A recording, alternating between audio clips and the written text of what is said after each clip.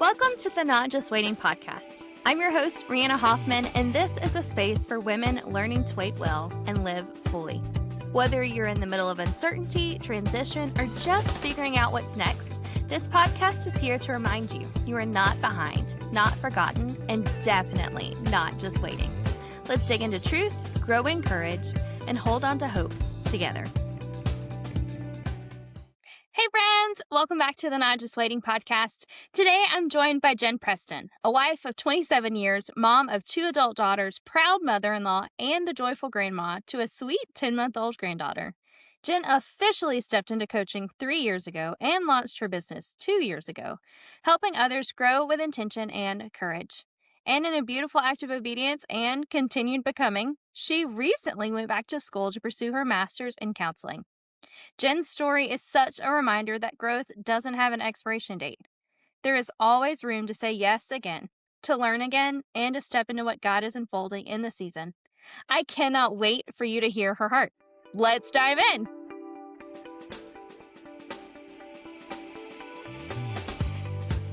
Hey friends, welcome back to the Not Just Waiting podcast. I am so excited that you guys are here and I get to introduce you to Jen. Now, Jen, I don't think we realized who we were when we met the first time. 100%. I would agree. I remember, I think you're talking about like a Sunday night when we were standing, it's like we're looking at each other, smiling and like, okay, like polite smile. And then the next day it's like, oh my goodness, I know you. Like we know each other. So yes, I definitely felt that. So it makes me feel better that you felt it too, because I felt bad. But then I was so excited when I was like, wait, I know her. So funny. The day we're talking about, we went to a coaching retreat. We're both going Telehouse coaches. And on Sunday night before the retreat, they tell all the previous coaches, hey, if you want to meet up at this place, come meet up. So I had just driven in like 7 hours. I get out of my car, have no time to change, and it's raining. And so we're trying to find where the head honchos are, and they're nowhere to be found. And we're in this outside venue, and it's raining and very cold. It was cold for me, at least. It may not have been cold for everybody else. I was cold. And we're like awkwardly staring at each other because we all see each other maybe once a year. And there's coaches from different years that were certified. So Jen and I were certified the same year. But we were with a lot of other coaches that were after us and before us that we hadn't met other than the one time that we got certified, maybe. And at that point, when you're getting your certification and you're trying to get everything situated, you're so nervous. You don't remember anybody's name or their face, and you just look them up on Instagram when you leave. So I was standing from afar, and there were a couple ladies that I knew, and I'm like, I bet that's Jen Preston. But I didn't get to say hello to you because there were a few of us, but a lot of us, and we were all very huddled together because I was very cold. It's very true. I agree. And I come from Oregon and it had been cold and rainy, but it was ridiculously cold and rainy in South Carolina. So I was a little disappointed because I wanted warm weather, but I thought the same thing. I went back to my Airbnb that night and I was like, oh, I'm so sad. Like, I know her. Like, why so I was so glad that was the start of our time together. So then the next couple days we really could connect and see each other and chat and catch up. So I was grateful for that. Absolutely. Maybe next time Charleston will decide to be warm. Please let it be. It's on the beach. It's supposed to be warm. Yes, 100%. Well, I don't know if you know, but right now we on the podcast are talking about becoming. And a lot of what we talk about is waiting, but we're kind of coming to the realization that waiting isn't actually our final destination. It's who we're becoming while we're waiting. That's what the Lord wants of us. So we're going to jump in a conversation if that's cool with you and go ahead and get started. That sounds great. I'm super excited. Thank you. Awesome. So question 1.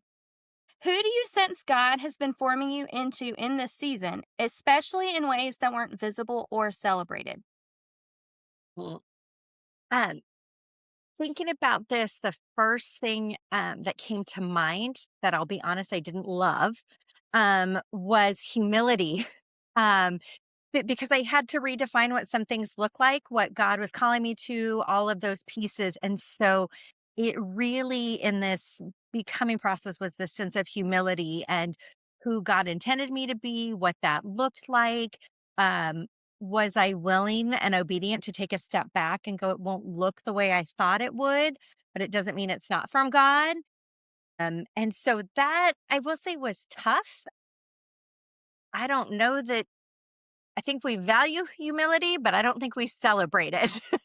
And so that is one of those, I think we look at it and go, oh, we know that's a good thing, but it doesn't always feel good.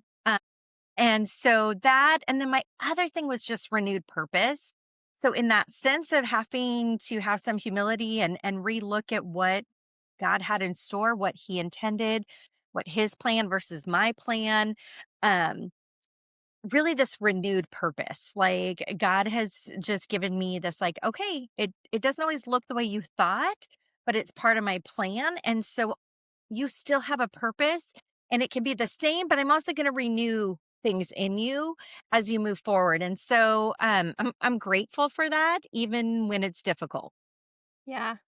When you were talking about being renewed, my brain, like, pictured spring because it's coming. Um, It and is. We those flowers are popping up. well, I hope so. But when we renew, a lot of times when plants are being renewed, they're under the ground. And it's not the part that anybody sees, but they have to be renewed or they won't grow again. And so when you're talking about a season that wasn't visible or celebrated, I mean, we're hoping though, I'm like hoping the flowers that are behind my house are getting their lives together so that they can bloom in a couple weeks. But I can't see that. I can't put a microscope or a magnifying glass under the soil to see what they're doing. And I love that you made that your thing that wasn't visible because it's happening and you know it's happening, but it like I wouldn't know that looking from the outside in. Yeah, And that's exactly. And cool. I love the example of spring flowers because it's so true. It's like if we're not doing that work underneath, what comes to fruition, what comes into bloom is not going to be the same. Yeah. I have a practical question. Okay. So, when you were talking about humility, what does that look like for you? I asked this because we had a conversation last night with some guys and gals, and there was all the ages, and they said the word humility, and I know every single one of us thought something different. Um yeah, for me, humility and this is kind of something we may talk about a little bit later, but for me, humility was really redefining what success and failure looked like. And then accepting it. So I had to redefine what that looked like, what that meant in terms of God's plan for my life, for my family, um, and then accepting that that's what it was. And especially when it was different from what I thought, different from what I had hoped, and different from what I had dreamed, and also different from what I thought God had originally laid out. And not because I thought it was wrong what God had, or that I got it wrong, but just that God changed how it was going to happen. And so I think accepting that that looks different was a big part of humility for me. Oh, my toes hurt. Thanks. I'm we trying not were to cry. Your toes hurt. I'm trying not to cry. uh it's so true though, like today I was in a class, I'm gonna call it a class, and they were asking us what were one of our fears or what was our fears in regard to our calling. And they're like, just write it down. So I'm like bullet pointing because I try not to get very deep because then I get very far and it doesn't go very quickly. And so I'm going and all of a sudden it goes, what if I'm wrong? And I'm like, oh, I didn't know that was there.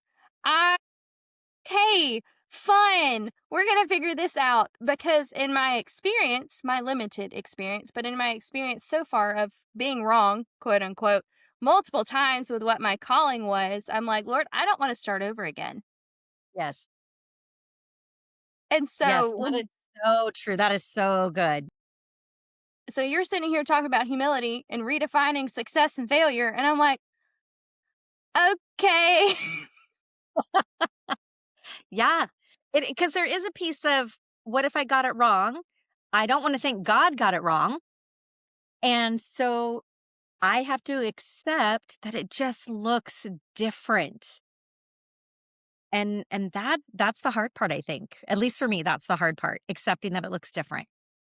I agree. And I think that's part of the becoming aspect. When I first got married, the quote, it's not wrong, it's just different, was our saving grace.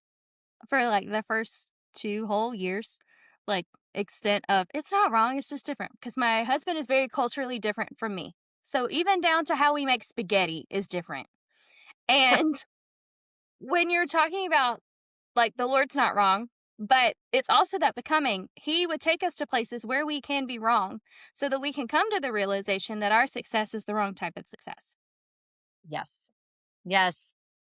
100%. I wanna print that quote now and, like, put it on my wall. So I like that. Yeah. It's just different. It's just different. Right. Mm. Talking about seasons and becoming and things being different, was there a season where God seemed more focused on shaping your character than advancing your calling? And what did that form in you? I'm gonna say this one feels hard for me, and I will say it's because it feels like it's happening right now. I wanted it to be, let me talk about something, 15 years ago, 20 years ago. Oh, and this is great. Now I'm on the other side, but I feel like it's where I'm at right now. Um, really, like I was saying, that idea of calling, like, I don't think I got it wrong, and God didn't do it wrong, but it looks different, and that's really hard.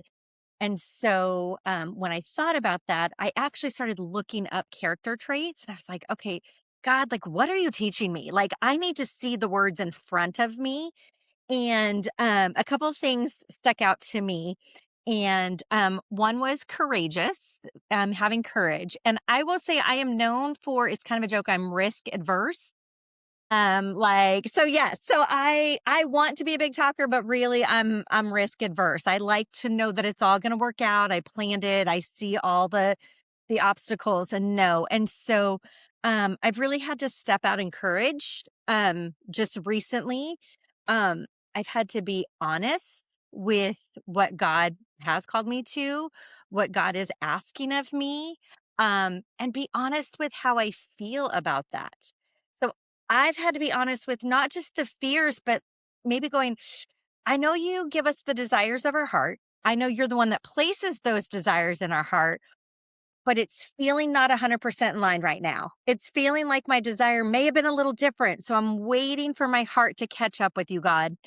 And I believe it will, but I'm having to be honest with how I feel about that shift. And then being curious what God is doing.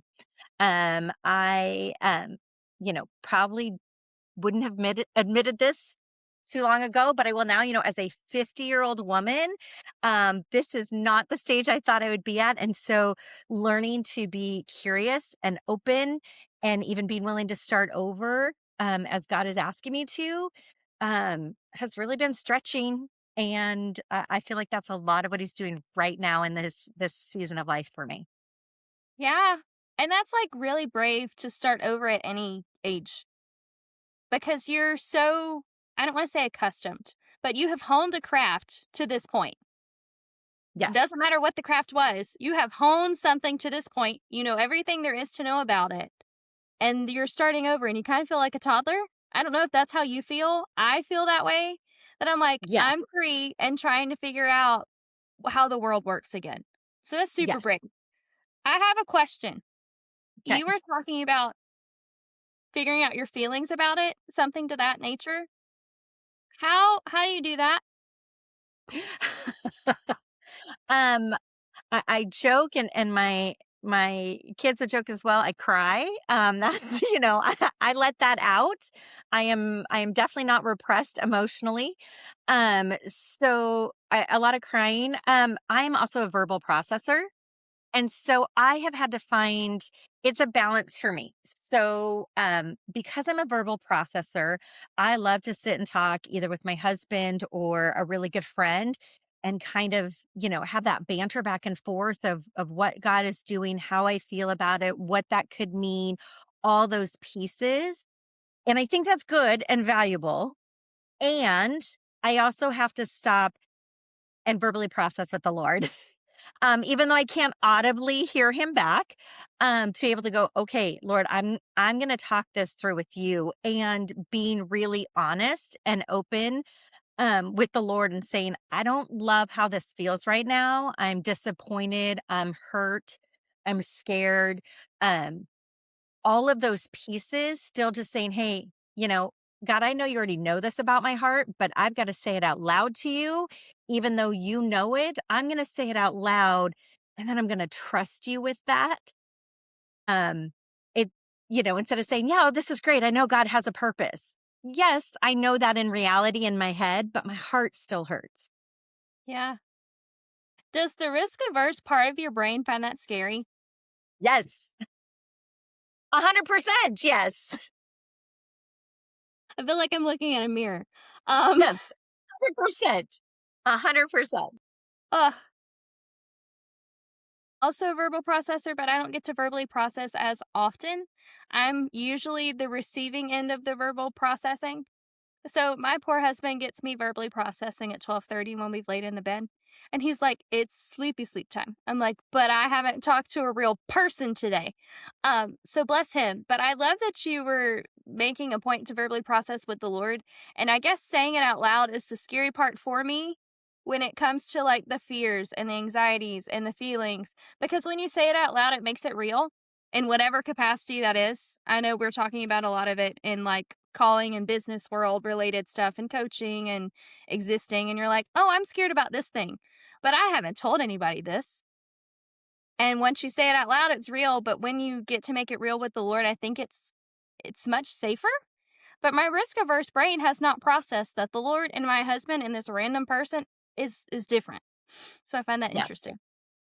It feels I feel like going to the Lord and verbalizing it just helps solidify it, and it does feel scarier because, like I said before, there's this part where I know the Lord knows me better than anyone else, better than my husband, better than my best friend, better than my children. The Lord knows me deeply. He knows my innermost being and my innermost thoughts, but to say them out loud feels very exposing, and I don't always want to do that, and I can protect myself from other people. I don't have to verbally process that one piece. I can always hold a piece back. But if I'm willing to expose that honestly with the Lord, I know He will be delicate and kind with it. Hmm, it's so true because he's good and he loves us and he wants what's best for us, even when my brain forgets that. Amen.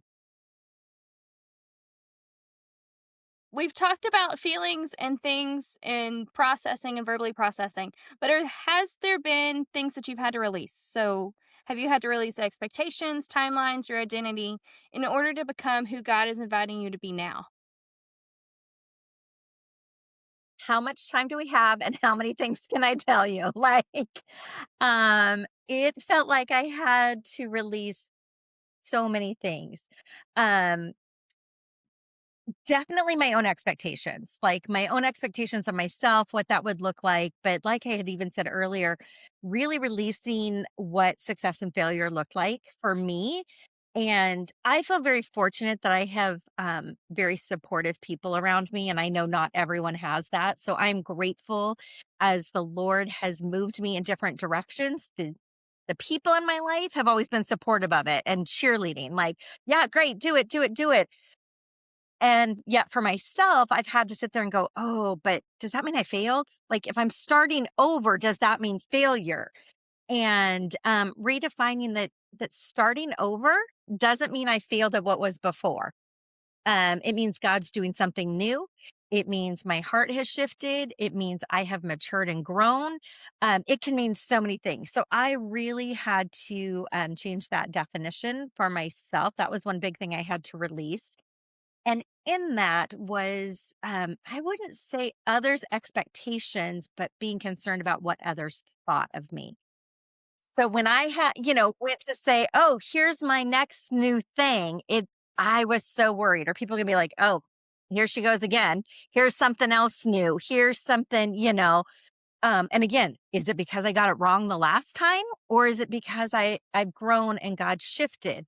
Um, and God doesn't need me to defend him by any means. He does not need me to defend him, but I want to. You feel like this person who is so tightly tied to who you are, that I wanted to defend. Like, God's doing a new thing again, and it's exciting, and it's scary, and it's amazing, and it's okay. Yeah. As you were talking, the flower analogy that we had from earlier came back, and there's a season aspect to it. Like right now, I'm ready for the spring to come on and get here. But in those seasons, like the Lord in winter, we have to rest, and then we get to start something new, and then He makes it ginormous and pretty, and then we get to harvest, and then we get to start over again. And we watch that every single year outside our windows. And I think we forget that that's supposed to happen in us too. Because if we're still growing and growing and growing and never harvesting, we aren't a very good plant. So true. So I love that so much. I think of also like, you know, bears. I guess comparing us to seasons and flowers is nicer, but like how they hibernate. And that's okay. There has to be this renewal and this rest and then that starting over. And that's good. That's how they're strong and able to care for themselves. And and we probably haven't given enough value to that um resting, what's going on under the soil, all of those pieces to be renewed again. Yeah. And I think, I don't know if it's just specifically as women, but we are taught at very young ages that you don't get to slow down. Like the first, I guess, month that we got married. So grew up in deep south. My husband is from Virginia, but his parents are from like New England area. So in my house, I was not allowed to sit down after dinner until everything was cleaned up, all the dishes were in the dishwasher, and everything was done. And my mom sat down. That was the other caveat. I couldn't sit down until my mom sat down, which was annoying, mom, because I know you're listening, because she had to do 17 million things. Like, she had 3 kids, she had a husband, she worked full time for the second half of my childhood. So, like, she was trying to do X number of things, and my dad's rule was I could not sit down until my mom sat down. So the first 2 weeks that we got married, I was not sitting down until the kitchen was spotless. Like you could see my reflection on the sink. And my husband walks in and goes, "What are you doing?" I'm like, "Oh, I'm just cleaning the kitchen." He's like, "Again, what are you doing? Like you've already cooked. You wouldn't let me load the dishwasher because allegedly I do it wrong, which is a little true.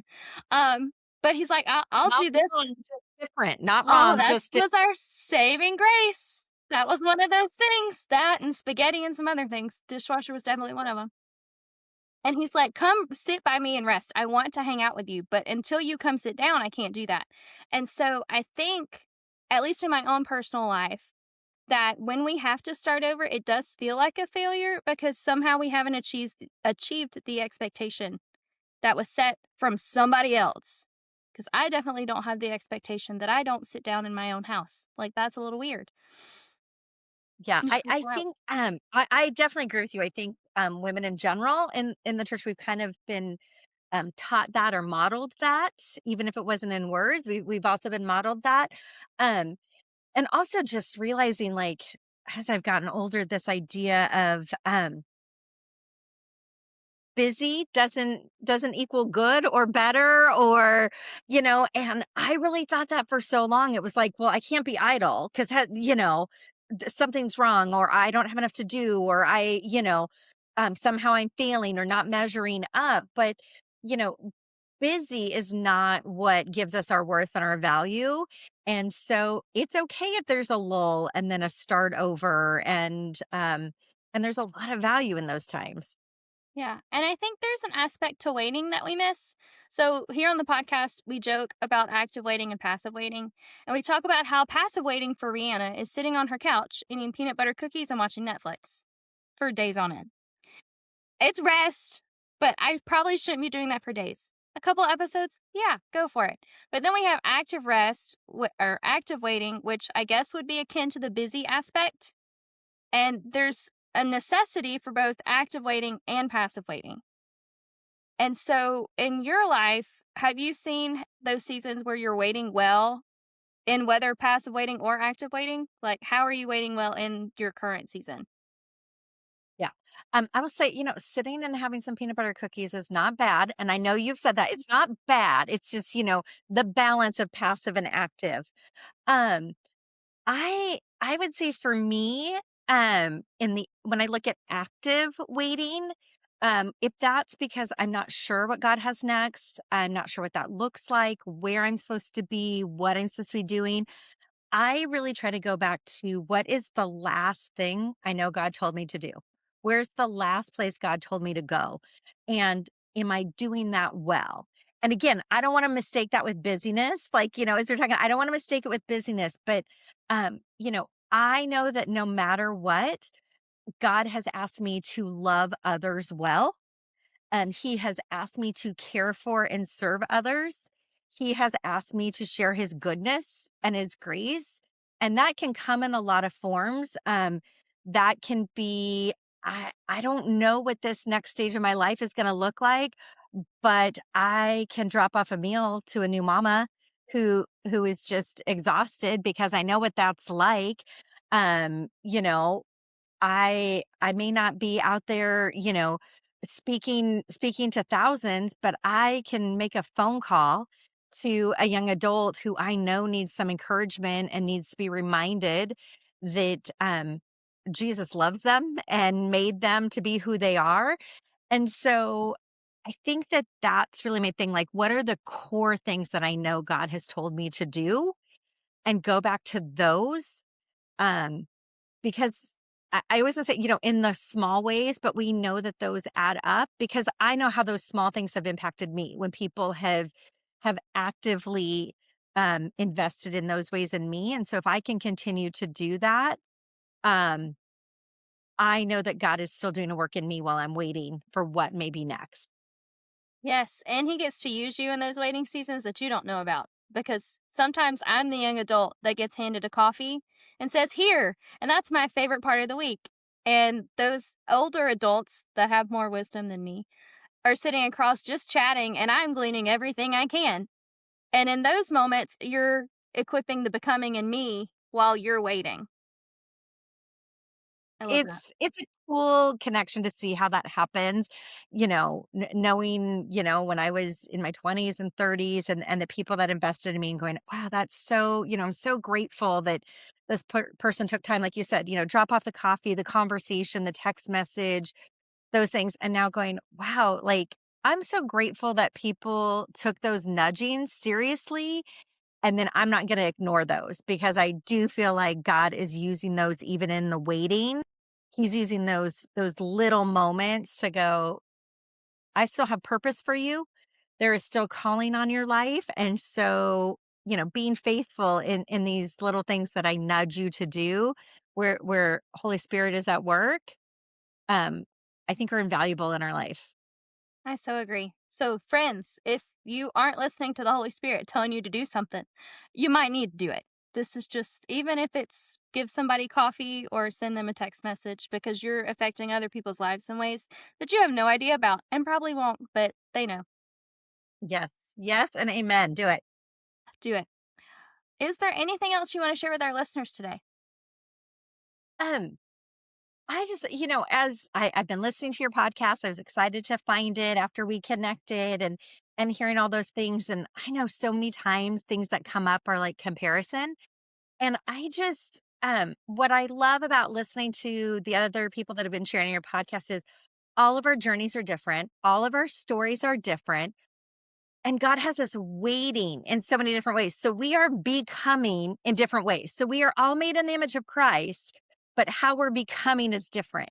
How we are actively waiting is different. And so just that encouragement of like, if your waiting looks just 180 degrees different than mine, that is so awesome. And I'm so excited. And I want to hear about that waiting. If your becoming is completely different than mine, awesome and exciting. And I want to hear about that because that's what makes the body of Christ so unique and so cool to be a part. Taking everyone's stories and going, wow, that is awesome. And it doesn't have to be my story. That was good. I need my yes button. I have a Yeah. button that is hidden because I was having too much fun with it. That's like it. That was it. That's the whole podcast because we're all becoming and waiting in different seasons. And I'm getting to learn from you guys, and you guys are getting to learn from each other and maybe from me, question mark. And so I'm loving how the Lord is using each and every one of us to affect everybody else's life. Like we're having this conversation. We don't live anywhere near each other, literally live on opposite coasts. Opposite coasts could not Literally. be farther away from each other. And we're getting to have this conversation, and you're encouraging me, but when I hit publish, it's going to encourage other people too. So you took the nudge and was like, oh, yeah, I want to do that. And I'm loving it. This is how the Lord is moving and working in our lives. And I think it's super awesome. Yeah, it's awesome. I'm wondering if I can ask you a question. Of course. If that's okay. So I'm going to put you on the spot, and I'm just wondering if you would share, like, how are you waiting well in whatever season you're in? What does waiting well look like to you? Okay, that's a great question. So, one of the fun things about my current season is I'm in the middle of a season. Kind of, you were talking about, I'm not there yet. I'm not there yet. And so, one of the aspects of the waiting season that I'm in is I'm having to listen to what the Lord is telling me to do, kind of like you were saying. And sometimes I don't like listening to the Lord because what He tells me to do is not fun or it's very uncomfortable. But in the season that I've been in, especially with the podcasts and social media, and a lot of what I do is content creation, whether that's writing or guest writing or podcasting. I'm also a virtual assistant in this season and, glorified babysitter for all of my little loves. And it was a very weird season. But in this season, I'm getting to look back at the beginning of where I was at and getting to see the things that the Lord has gotten to work in my life. So, for example, it may not look like it, but I am 100% a behind the scenes girl. I would rather be serving you coffee than you asking me where my stuff came from. But I like writing the stuff, and I would love to speak on a stage, not because I want to be on stage, but because I love teaching. And so I think the difference in that is I can post content and I can show up at this stage of my waiting with the guarantee that the Lord has it. And He's changed things in my heart and my mind and how I perceive myself so that I'm not as self conscious as to like what I'm putting on social media. So, like my face being on social media, it doesn't bother me anymore. Me listening to myself talk really doesn't bother me anymore because every time we record a podcast, I get to cut it. And so between the Not Just Waiting podcast and then when we had the Me and Reed podcast, we're up to like 65 podcasts that I've had to listen to myself talk over. And so I'm very curious to see what the Lord is going to do with these skills and giftings that I've had so far, but I'm not 100% sure what He's doing. He might drop something in my lap and I'll be like, that's too good to pass up. But right now, I'm literally waiting and just following what the Lord says. I had a conversation last week with a girl. She's like, hey, I have this opportunity. Would you like to hear about it? And old Rihanna would have been like, I got too much going on. But I answered her, I was like, hey, I'm in a season where I'm waiting to see what the Lord says next. So I'm jumping on every phone call and every random anything just to see if this is where the Lord is calling me. And I'm trying to not let my own biases and opinions get in the way of that. Because if I'm in the way of me and the Lord, there's a big problem. And I'm trying to get out of the way at the moment. So that's the long story of where Rihanna's at in the waiting season. I love it. I love your openness to just acknowledging and accepting the gifts that you do have, and then open to, I don't know what it looks like, but I'm open to any of it. So I'm going to walk through that door, and if that's not it, okay, great. If that's not it, okay, great. I'm going to just keep trying, and I love that openness about you. And I'm excited to see what God does with that. Thank you. It's a stark difference from, hi, I was going to be a teacher until I was 63. And then I was going to figure out what I was going to do after that because that was the goal, like forever and ever. And the Lord shut that very quickly. He's like, haha, no, you're not, but you're going to get to use these skills. I was like, okay, cool. So that's where we're Love- at. Yep, I But love it. thank you. Question: where can our listeners connect with you? Awesome. Thank you for asking. As you mentioned in the beginning, we met through coaching. And so I have social media and a website. I'm Jen Preston Coaching. So I'm pretty easy to find on Instagram, on Facebook, and my website, just Jen Preston Coaching. And I love getting to connect with people, respond to messages, DMs, um, all of those things, and also hear what God's doing in other people's lives. I think that's super cool. Friends, I will leave all of that in the show notes. If you're like, what if I spell it wrong? I got you. It's going to be in the show notes. And you heard Jen say, please message me. Please DM me. Please, Please yes. contact her for coaching because she's amazing. and all the other Hey. things you might need. So definitely go DM her and say thank you for being on the podcast, first off. Secondly, go tell her what the Lord's doing in your life and maybe ask how you can, like, get connected with her because she's amazing. Jen, this was so much fun. Let's do it again. And I want to ask 17 million other questions, but we probably shouldn't do that on the podcast. So Amen, 100%. I just want to say thank you to you for all the work that you're doing with your podcast and the people that you're bringing together, and what you're sharing has really been phenomenal. So thank you for being faithful in that, even not knowing what's next for you. thank you. That's very kind. I needed that today. Well, friends, it's been a joy and a privilege, and we will see you guys next week. Bye, friends. Thanks for listening to the Not Just Waiting podcast. I hope today reminded you that even in the in-between, God is working, and you are not alone. If this episode encouraged you, would you share it with a friend? And don't forget to hit follow so you never miss a moment of truth, hope, and real conversation. You can find me on Instagram at rihanna.ivy.hoff and join the community over on Substack for deeper reflections and weekly encouragement. Until next time, take heart, friend. God is in the waiting with you.